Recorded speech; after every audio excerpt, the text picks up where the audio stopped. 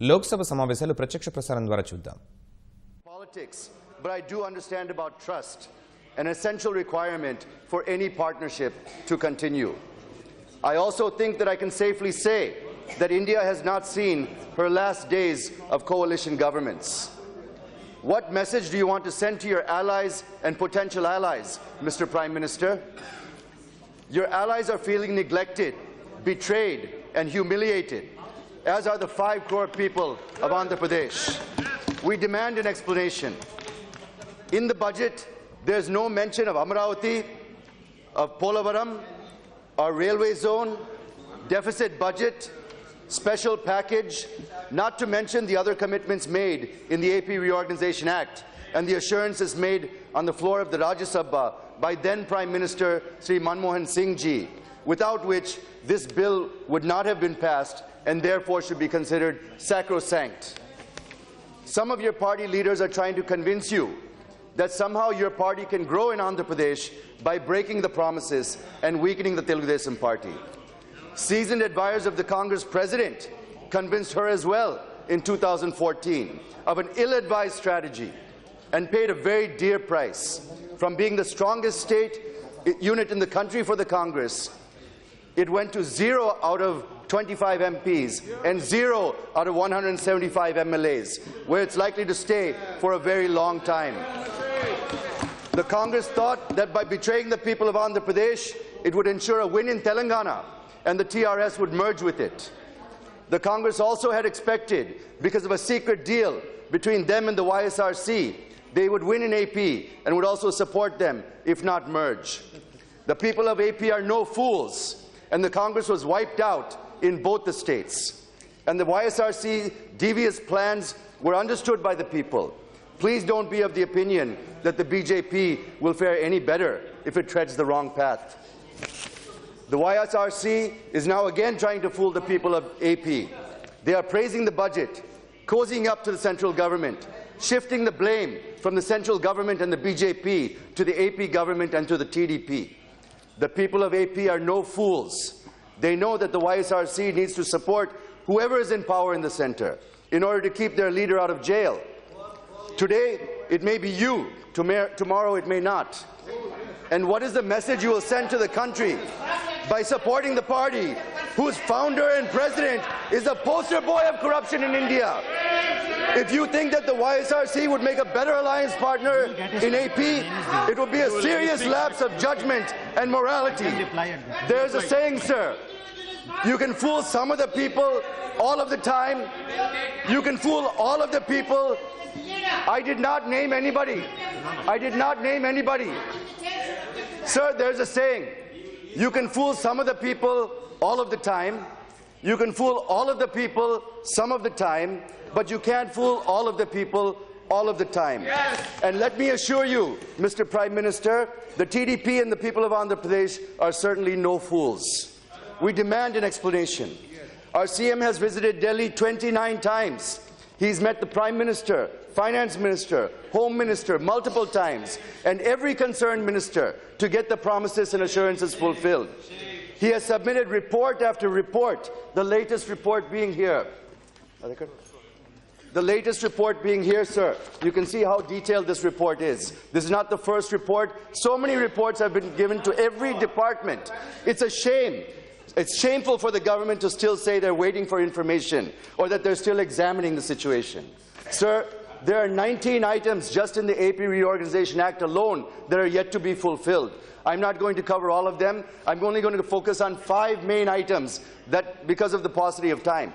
But there are 19 items just in the Reorganization Act alone. These include, I won't go into detail, but let me read them out. Special category state, bridging the resource gap, the Polavaram project, formation of a railway zone, financial assistance to Amaravati, establishment of Greenfield crude refinery and petrochemical complex, institutes of national importance, formation of Dugarajpatnam port at Nellore, increase of seats in AP State Assembly, anomalies in tax matters, steel plant in Kadapa district, establishment of Vizag-Chennai industrial corridor, the Visakhapatnam and Vijayawada metro, rapid rail and road connectivity to Amaravati, development assistance to backward districts, payment of power dues by Discom, appointment of Schedule 9 institutions, appointment of Schedule 10 institutions, and the formation of the Greyhound Training Centre just in the AP Reorganization Act alone, sir, not to mention other assurances made to us. Sir, where's the budget for fulfilling your promises and assurances? Where is it in the budget? How do you plan to do it? Coming to the special package, I wish to remind the Honourable Finance Minister what he had said on 7 September 2016 while announcing the special financial package to the state of AP. Sir, he said, the Government of India will support AP to the hilt. Sir, that was in September 2016. Nothing has been done since then. The government cannot take our patience for granted. Not allocating and not even mentioning about the special financial package to AP in this budget is injustice and is deceiving the people of Andhra Pradesh. Secondly, when the Finance Minister came to Amaravati to lay the foundation stone for administrative city, the CM of AP requested for exemption of capital gains tax till the first sale of the developed land in the capital region. Sir, this falls in my parliamentary constituency. The FM assured that he would consider this request sympathetically, but the exemption has been given only for 2 years, sir.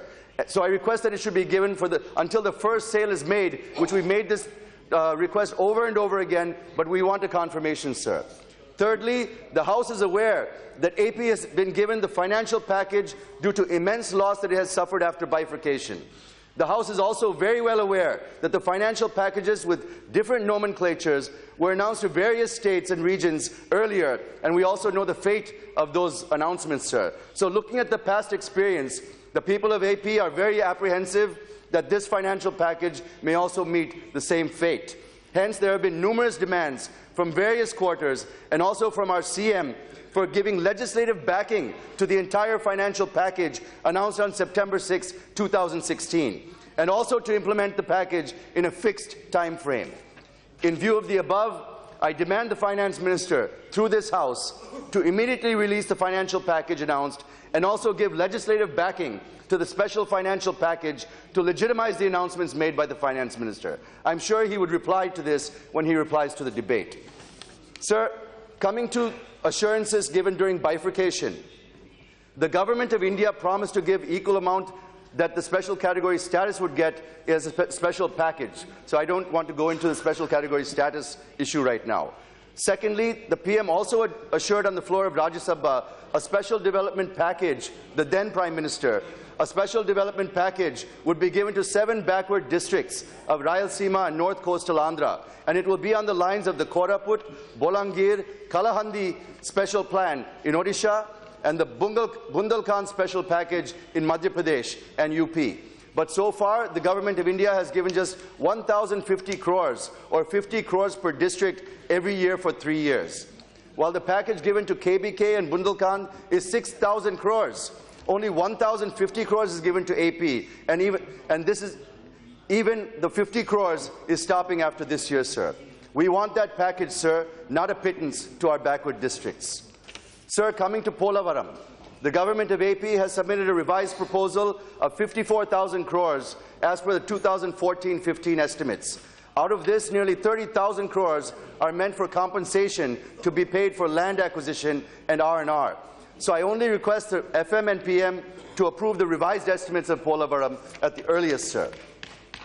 Sir, coming to the railway zone and also the Vizag and Vijayawada Metro, the Honourable Finance Minister has announced allocation of 17,000 crore for the Bangalore Metro and approved 51,000 crores for the Mumbai Suburban Railway Network. But there is no mention about the Metro in Visakhapatnam or in Vijayawada. It is obvious that the FM's announcement for Bangalore is because there is assembly elections in Karnataka and not in AP. How is it justified? How is it justified, sir? Does it not mean that you're deviating from your own path of talking only of Vikas and there would not be any politics on developmental issues? Yesterday, the Honourable Railway Minister made a statement in the other House, in the Rajya Sabha, on the railway zone.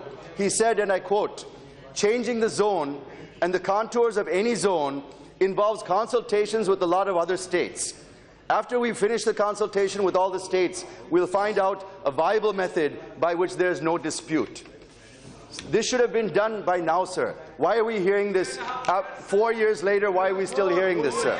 You know, this is not something that I expect from a senior leader like Mr. Piyush Goyal. Sir, this should have been done. This statement by the Honourable Railway Minister is understood by the people of AP as delaying tactics, as a railway zone is part of the AP Reorganisation Act, which this government is supposed to implement.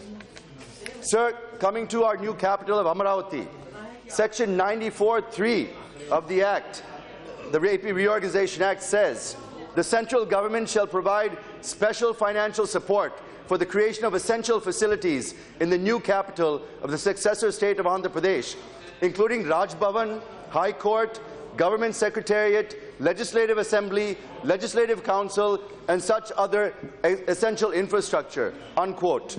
It is the central government shall provide, sir, not may provide, but shall provide.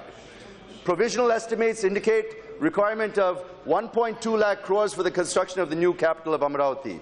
But just for the essential infrastructure, including the Raj Bhavan, Secretariat, High Court, Legislative Assembly and Council, the land development is estimated to cost around 42,935 crores over the next 5 years.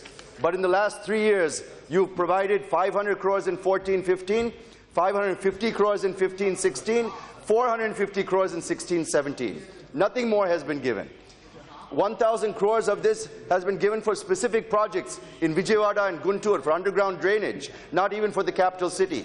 So I request the Finance Minister to release at least 10,000 crores annually so that in the next 4 to 5 years, the 42,935 crores can be given to construct our Raj Bhavan, Secretariat, High Court, Assembly, and the infrastructure around that that's required to maintain it, sir.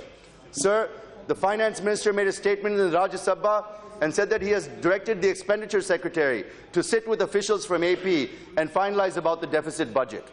Officials from AP have reached today and would be discussing with the Expenditure Secretary and others. So I will speak about this only after the outcome of those meetings, but that is definitely an area of concern to us, sir. Sir, coming to allocation to institutions. The allocation to various institutions mandated to be set up in AP, as per the AP Reorganisation Act, they are a pittance, sir, in this budget. With such paltry allocations every year, it would take 10 to 30 years for these institutions to become a reality. Just to give an example, they announced the setting up of AIIMS in Amaravati, in our new capital, which also happens to be my parliamentary constituency, sir. The estimated cost is 1,618 crores, but so far not even a single penny has been allocated. This year some money given to AIIMS in various states, but there's no specific mention about AIIMS in AP, sir. Maybe again because elections are not coming up in AP. So in the same way, I have figures for every institution and allocations to others such as the Vizag Steel Plant, the Dredging Corporation of India, the Hindustan Shipyard, the Vizag Port Trust, where allocations are minuscule. The overall allocations made to AP comes to 1,814 crores, and it is no exaggeration when I say that the Telugu movie Bahubali's collections are more than the funds allocated to our state, sir. If the people of AP gave 0 seats to the Congress for passing the AP Reorganisation Act, imagine what they would think about the BJP for not even fulfilling the minimum requirements contained in this act. We demand an explanation, failing which we have no option than to consider you acting in bad faith. Let me repeat, we will have no option than to consider you acting in bad faith, and we'll certainly have to reconsider why are we in this relationship. I'm sure you will understand, as will your other allies and potential allies in this very critical election year. This is your last chance to fulfill your promises and assurances and to maintain the alliance dharma, which we have maintained till now very patiently. It gives us no joy to be in this position and to deliver this message to a friend and an ally, but you have given us no other option and no other choice. It's now or never. We still have belief and trust in the Finance Minister and Prime Minister, but we demand a comprehensive explanation. And let me remind you again, the people of AP are no fools. Wow.